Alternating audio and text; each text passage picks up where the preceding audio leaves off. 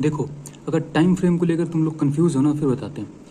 ये पहाड़ है, ठीक है, किसी जगह का ये फोटो, ठीक है ना। ये पहाड़ है और ये पहाड़ में से समुद्र की तरफ जो नदी जाती है, तो ये छोटे छोटे ट्रिब्यूटरीज होती हैं। ये देखो, जूम कर देते हैं, ये देखो नदी कैसे बनता है। पहाड़ों के छोटे छोटे ट्रिब्यूटरीज से, ऐसे देखो ये आ रहा है, छोटे छोटे ट्रिब्यूटरीज से मिलके बड़ी नदी बनती है। बड़ी नदी वो सीधे समुद्र में जाती है।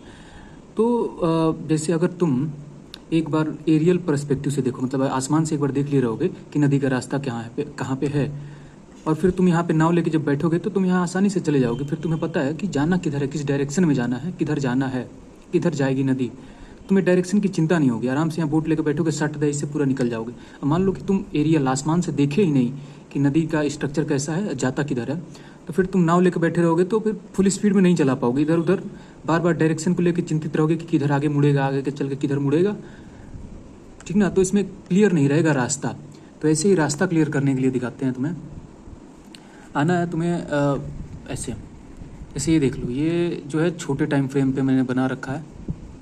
दूर से दिखाते हैं अभी, ठीक है। ये देखो, ये 5 मिनट के टाइम फ्रेम पे है निफ्टी। अगर इस 5 मिनट के टाइम फ्रेम पे नहीं समझ आ रहा है कि निफ्टी का मोमेंटम किधर होगा, तो सीधी सी बात है, पहले आओ 30 मिनट के टाइम फ्रेम पे, ठीक है। दिखा, कम से कम 30 मिनट के टाइम फ्रेम पे सपोर्ट रेजिस्टेंस बना लो, या फिर नहीं बना पाते हो सीधे सीधे डेली टाइम फ्रेम पे आके देखो। डेली टाइम फ्रेम पे देखोगे मार्केट कैसा चल रहा है, ठीक है।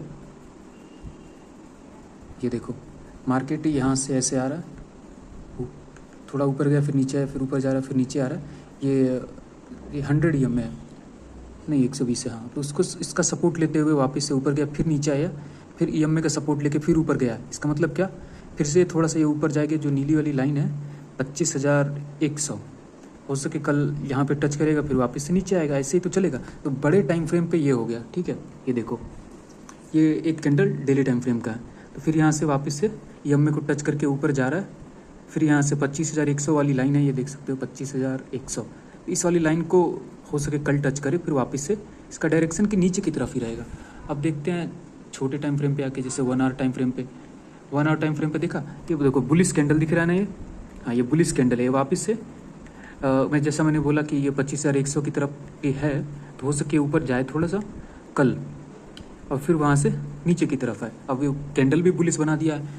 अब डायरेक्शन थोड़ा क्लियर हुआ। अब इसमें छोटे टाइम फ्रेम पे आ जाते हैं 15 मिनट पे। यहाँ भी अच्छा खासा रिट्रेसमेंट नीचे दिखा, अब ऊपर जा रहा। 5 मिनट पे अब आ जाएं तो अब क्लियर हो गया है कि कल थोड़ा सा, अब इस पे रेसिस्टेंस ड्रॉ कर सकते हो, दिखा रहा हूँ मैं। इस पे, इस वाले एरिया को मार्क करके इस पे रेसिस्टेंस ड्रॉ कर सकते हो, जो कि 25,025 के बीच में आएगा।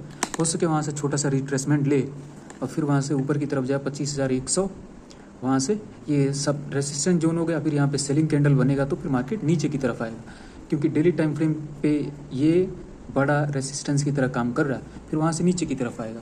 और वीकली टाइम फ्रेम पे देखा जाए, ये रहा वीकली टाइम फ्रेम, ये है वीकली टाइम फ्रेम का। वीकली टाइम फ्रेम पे ओवरऑल ये ऊपर की तरफ दिखा रहा है, जो कि है ये अपना 25,500। ये सेकेंड रेसिस्टेंस इसे मान के चल लो। और कल एक दिन का ट्रेड करने के लिए फिर समझ आ गया ना, बड़े टाइम फ्रेम से छोटे टाइम फ्रेम में बड़ा टाइम फ्रेम जो है ना, वो डायरेक्शन दिखाएगा और रास्ता दिखाएगा कि छोटे टाइम फ्रेम में जाना किधर है। तो टाइम फ्रेम अपना डिसाइड कर सकते हो। हम 15 मिनट और 5 मिनट पे करते हैं, और 1 घंटे के टाइम फ्रेम पे उसका डायरेक्शन देखते हैं। 1 डे टाइम फ्रेम पे तो ऐसे ही देख लिए कि कैसा है स्ट्रक्चर। तो कुछ इस तरह का टाइम फ्रेम होता है। अब तुम लोग बताओ कि कौन से टाइम फ्रेम पे ट्रेड मारते हो।